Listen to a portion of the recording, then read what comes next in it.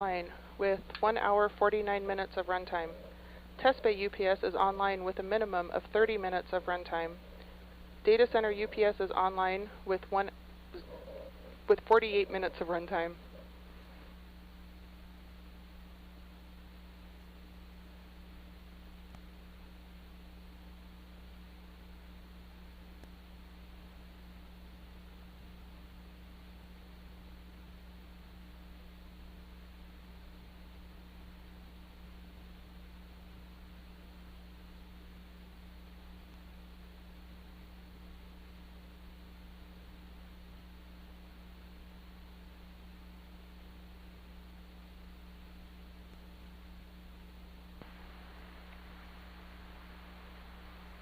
T-minus 7 minutes.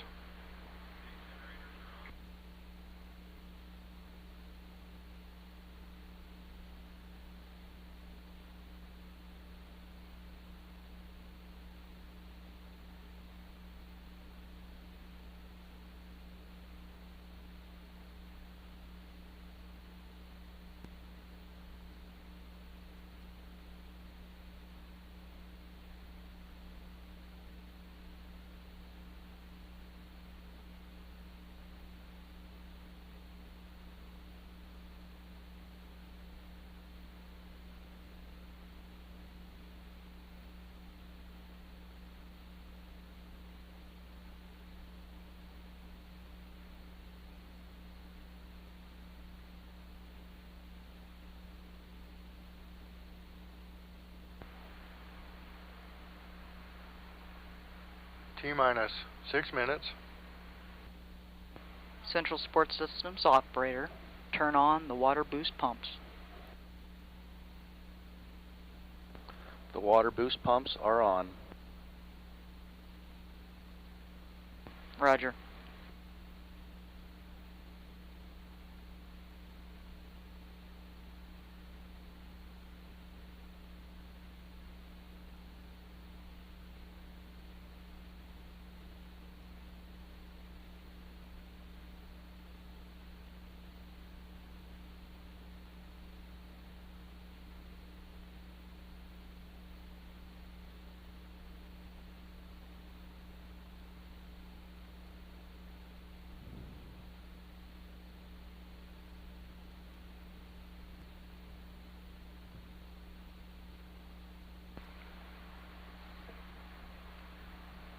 T-minus 5 minutes.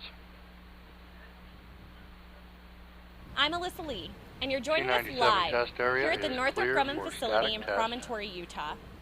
Teams at NASA's Kennedy Space Center in Florida are preparing for the first Artemis launch.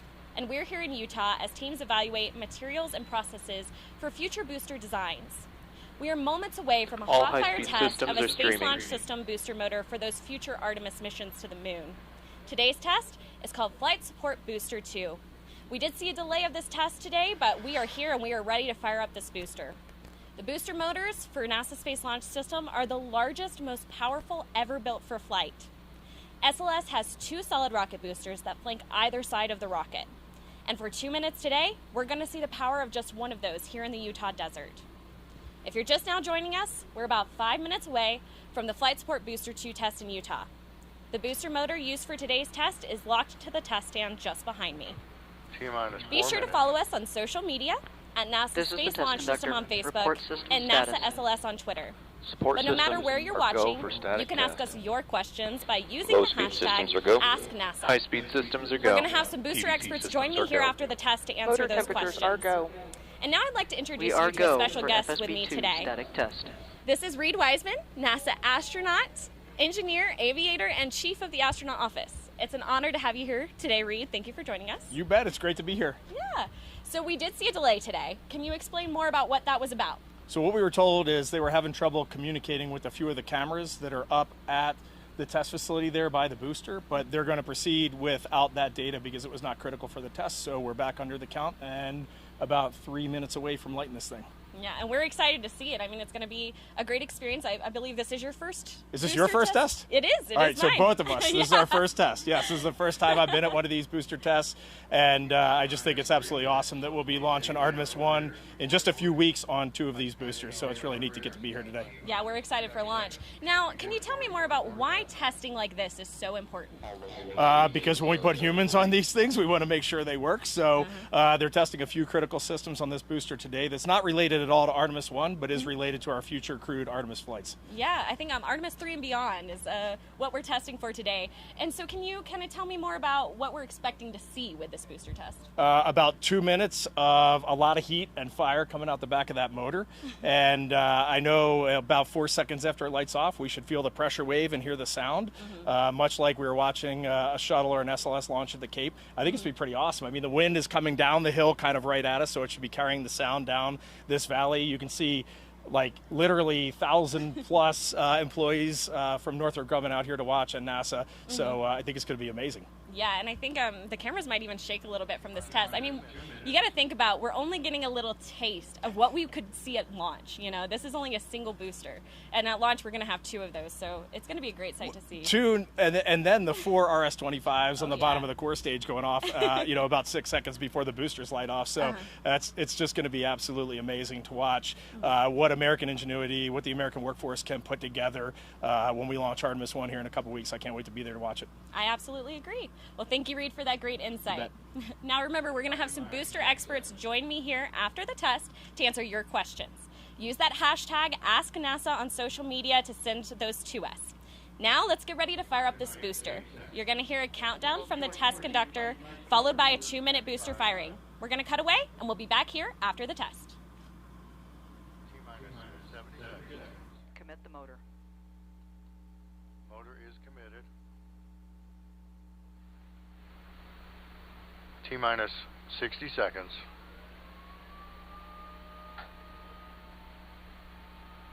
All high-speed systems are recording. T-minus 50 seconds. TVC is go for static test. T-minus 40 seconds.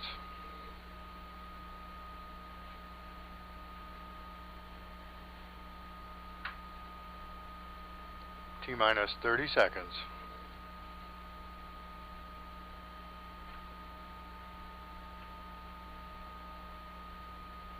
T-minus 20 seconds. T-minus 15 seconds. T-minus 10, 9, 8, 7, 6, 5, 4, 3, 2, 1, fire. +5.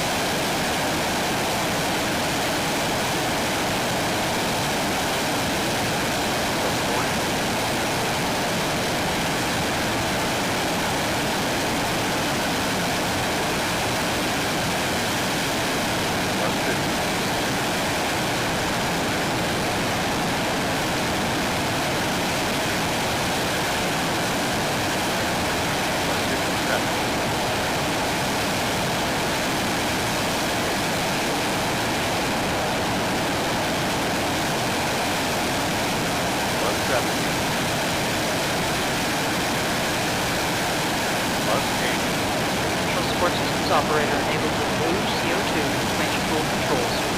Controls are enabled. +90. Open the accumulator enable valve. Accumulator is enabled.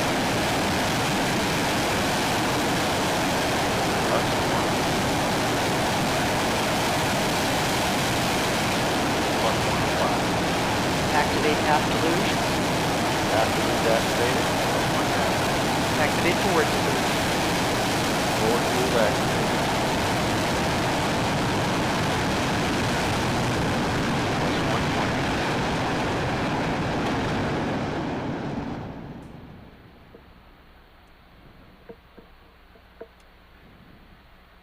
Activate head end CO2. Activated. Activate quench tool forward command. Activates aft CO2. Activated. Ballistic script has ended. PVC power is disabled.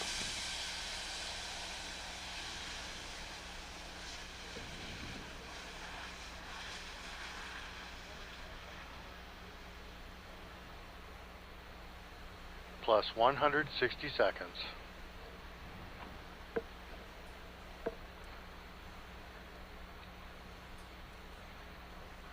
Plus 170 seconds. High-speed data operator, stop recording.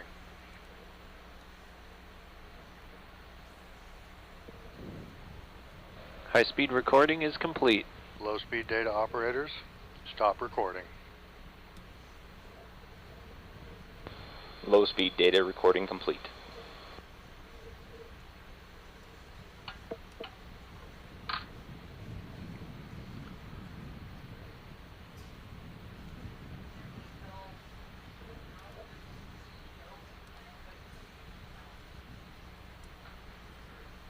T plus 3 minutes, 30 seconds. Post-fire crew, report to the instrument room. Post-fire crew, report to the instrument room.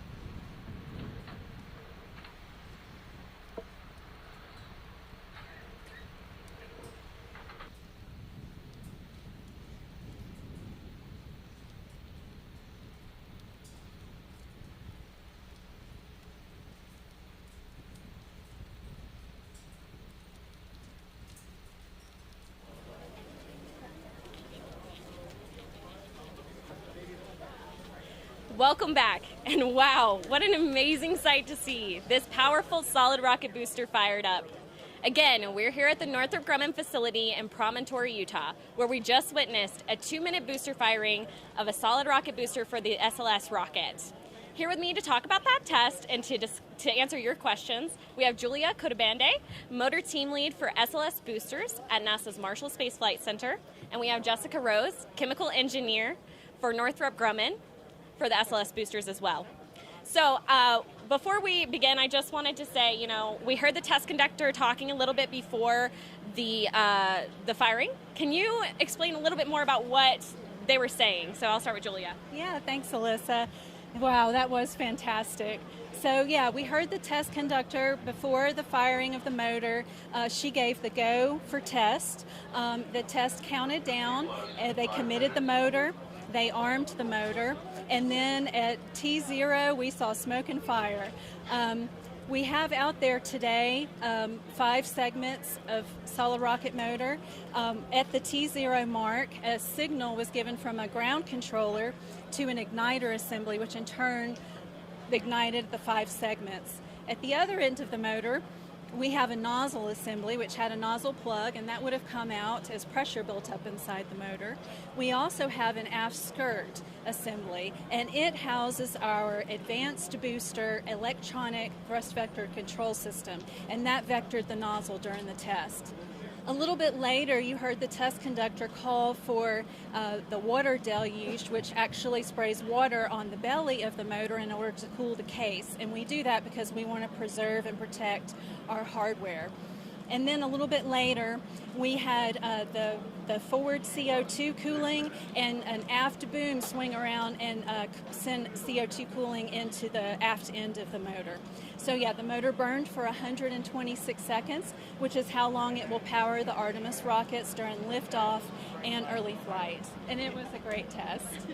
Well, thank you for that great detail, Julia. So Jessica, how did you feel? And can you tell us a little bit more about how we got to this moment? Yes, absolutely. So, first of all, absolutely amazing. That is so bright. I was wondering if I'd be able to see after it. And I've seen many of these, and it's just so impressive every single time. And that's what all these employees out here that work at Northrop Grumman and NASA that are here that work on the Artemis segment are so thrilled for, to see that what we do daily impacts that success that you saw. And Alyssa, to answer your second question, Here in Utah, we manufacture these boosters from the beginning to the end of them. We start with case prep. During case prep, they prep the case and then they'll insulate the case and then line it. Once the case is lined, it'll then go down to the casting pits, where they invert this horizontal segment into a vertical position, lower it down into this deep pit that fully covers the motor. And then after that, they start prepping it for what they call as a cast camp paint. During the cast camp, they will lower the propellant into the motor at a continuous rate. And then once the motor is full with propellant, it'll cure for about 1 week. After that week, they'll condition and send it on down to X-ray. During X-ray, they will see if there are any voids in the propellant. If not, they will go down to the final assembly building where they finalize these motors. They will put an igniter in the forward segment and a nozzle into the aft segment. They will then either send them here to the test area for a static test or put them into a conditioned storage building for when Kennedy Space Center requests our Artemis segments down to them. So it's quite pride-filled that we get to take from the beginning to the end of these boosters. Yeah, it sounds like a lot of work from both NASA and Northrop Grumman has gone into this 2-minute booster firing. That's awesome. So now we're going to get into some viewer questions. It looks like our first question is for Julia, asking how big are the SLS boosters? Okay, so the SLS boosters are 177 feet tall, so that's going to be equivalent of a 17-story building. It's also as tall as the Statue of Liberty is from her base to her torch. Now, the motor that we had out here today in our test stand wasn't quite that tall. It was 154 feet, and the reason is because we don't have the forward assembly that we have on our flight boosters in the test stand. The forward assembly consists of a nose cone and a frustrum and a forward skirt that houses our flight avionics. However, in a static test, we actually use avionics that are part of the test stand. Great. I mean, that was impressive to see, and you don't realize how big these boosters are until you're actually standing there in front of them. I actually got the opportunity to see the Artemis 1 rollout and seeing how big. For Jessica, why do we test in Utah? Okay, perfect. So like I talked about, we do manufacture these here, and they're about on average 300,000 pounds each. And we have a test stand that can withstand these. The test stand has 13 million pounds of concrete in it, most of that underground. And so from that, there's 3.6 million pounds of thrust that comes from the 1.6 million pounds of propellant. The propellant that we manufacture here consists of aluminum powder, ammonium perchlorate, a binder, and a curing agent, which then, when cured, is about like an eraser. So that's a strange consistency, I must say. It's pretty cool. Yeah. All right, I'm going to ask Julia here another question. Can you tell us a bit more about the Artemis missions? Maybe give us an update? Sure. So we have an SLS program which has a number of Artemis missions planned. The boosters that were actually Artemis mission, and we're using the remaining shuttle hardware until it is expended. After that, at about the 9th flight, we're going to be bringing shuttle hardware, but it's also an opportunity for us to add even more capacity to the motors. So in our Artemis missions, we're going to be returning to the moon. We're going to be sending the first woman to the moon, and once we have an establishment on the moon, we'll be able to go into deep space and on to Mars. And so we're very excited in order to be a part of that. Yeah, it's a great opportunity that we live and work in the generation that is sending humanity back to the moon. That's really awesome. I'm going to ask Jessica another question here. Last question. Why do we how hot does it get at the test stand over there? How hot does that motor get? That's an excellent question. It is extremely hot, we'll just say that. So at the exit cone, there's 3,700 degrees Fahrenheit, which is enough to burn the sand there into glass. Inside the chamber is 5,600 degrees Fahrenheit, which is enough to boil steel. So to answer your question, it gets very hot. All right. I do want to ask just one more question, okay? This is just, I need to know, how did your careers in aerospace begin? And I'm going to start with Julia. Okay. Yeah, mine starts way back. So my parents were actually on their honeymoon and took a break to watch Neil Armstrong walk on the moon. That was in, a long time ago. We won't go into how long ago. But that was in the early 70s, we'll just say. And it's always been a part of the story of our family's beginning. So when I was a child, I was fascinated with space. Of course, I was deeply impacted by the Challenger. So by the time I was in middle school, I knew I wanted to work for NASA. I went to college and got a a degree in engineering, and after that got a job in industry for a few years before taking a job at NASA. So I've been with NASA now for 22 years, and for the last 14 of those I've actually been working on solid rocket boosters. And with Artemis 1 getting ready for launch, about to roll out to the pad, and then the testing that we're doing today, which is going to support Artemis 3 missions and beyond, we are in a very exciting time, and it's a great time to be working on the SLS program. Well, that's a great story, Julia. Thank you. And Jessica, how about you? Yeah, great question. And I loved hearing Julia's story. We've actually had the great opportunity to work with each other on these missions and building this FSB-2 booster.